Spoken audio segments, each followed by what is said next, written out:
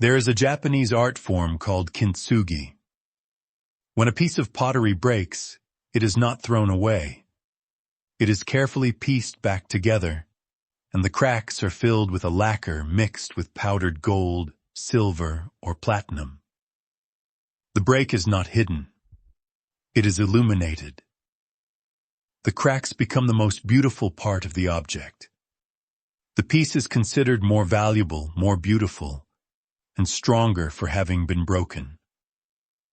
This is the philosophy of resilience. It is the understanding that the damage, the failure, the setback is not the end of the story. It is the beginning of a new, stronger, and more beautiful one. Welcome back to the inner game of greatness. Today we are talking about failure, about obstacles, about being broken. And we are going to learn how the greatest minds in history don't just endure these moments. They use them. They transform them. They build their greatest strength not in spite of their obstacles, but because of them. Michael Jordan is widely considered the greatest basketball player of all time. But his story is a story of failure. He was famously cut from his high school varsity basketball team. He once said, "I've missed more than 9,000 shots in my career. I've lost almost 300 games.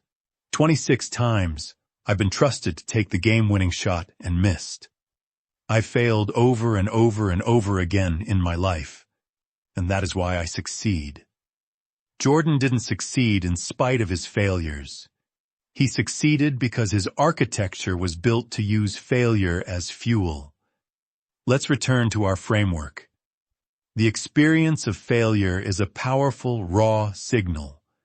For most people, the moment that signal is detected, their filtering system kicks in with a devastating interpretation. The filter says, failure means I'm not good enough. It means I'm a fraud. It means I should quit. This filter turns a data point, a missed shot, into a verdict on their entire identity. The resilient mind has a different filter, a radically different filter. When the signal of failure is detected, their filter interprets it as, this is data, this is a lesson, this is the path.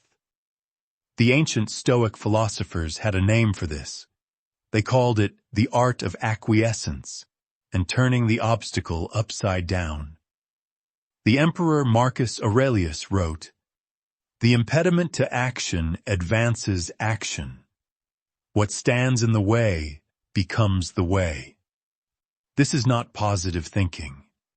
This is an alchemical act of perception. It is taking the lead of failure and transforming it into the gold of wisdom.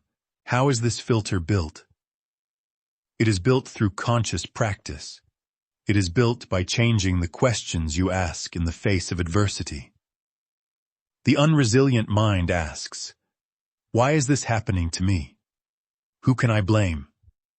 The resilient mind asks, what can I learn from this? How can this make me stronger? Kobe Bryant lived this. After tearing his Achilles tendon in 2013, an injury that would end many careers, he sat on the bench, his season over, his future in doubt.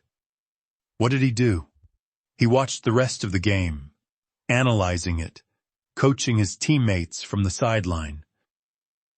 Later that night, from his hospital bed, he wrote a long post on social media, not about his pain, but about his new challenge. He wrote, "The anger is boiling, but the belief is unwavering. Now the journey really begins." He was already reframing the obstacle. He was architecting his comeback before the surgery had even begun. This is the power of recognition in the face of failure. It is the ability to recognize the pattern of your own response to adversity. Do you recognize a pattern of blame, of victimhood, of shutting down? A resilient individual learns to spot these patterns the moment they arise. Ah, there it is, the voice that wants to give up. Just by recognizing it, They create a space between the impulse and their response. In that space, they can make a new choice. They can choose to access the part of them that is a warrior, a student, a survivor. This leads to the deepest level, to understanding. It's the understanding that strength is not the absence of weakness. Strength is forged in the engagement with weakness. A muscle grows stronger only by being broken down and repaired. A mind becomes more resilient only by navigating failure and learning from it. You begin to understand that the obstacle is not in the way of your path. The obstacle is the path. The curriculum you need for your growth is always, without exception, the challenge that is right in front of you. So the practice of building resilience is the practice of kintsugi. First, when the break happens, you don't discard the pieces. You gather them. You look at the failure honestly. You don't hide from it. You don't pretend it didn't happen. You own it. You study it. Where did I go wrong? What was the flaw in my preparation, in my thinking, in my execution? Second, you find the gold. You deliberately search for the lesson, the opportunity, the strength that can be gained from this break. Maybe the failure revealed a critical weakness in your skill set that you can now address. Maybe it taught you a lesson in humility. Maybe it showed you who your real friends are. You find the golden lacquer that will mend the break. Third, you apply it. You do the work. You rebuild. And you don't hide the crack. You wear it as a badge of honor. It is a testament to the fact that you were tested, you were broken, and you had the courage to put yourself back together, stronger and more beautiful than before.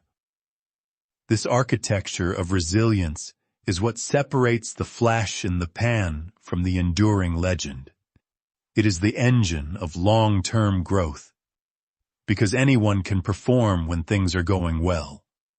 But a true champion is measured by how they respond when they are knocked down. In our next episode, we will expand our view from the individual to the collective. We will explore the inner game of teamwork and leadership, dissecting how this inner architecture of awareness and resilience allows a champion to not only elevate themselves, but to elevate everyone around them. For now, I leave you with this invitation. Look at a past failure in your life, a moment where you felt broken, and ask yourself, with the honest, kind eyes of a kintsugi master, where is the gold in that break? What strength, what wisdom, what beauty was born from that crack? The obstacle is the way. The break is the beginning.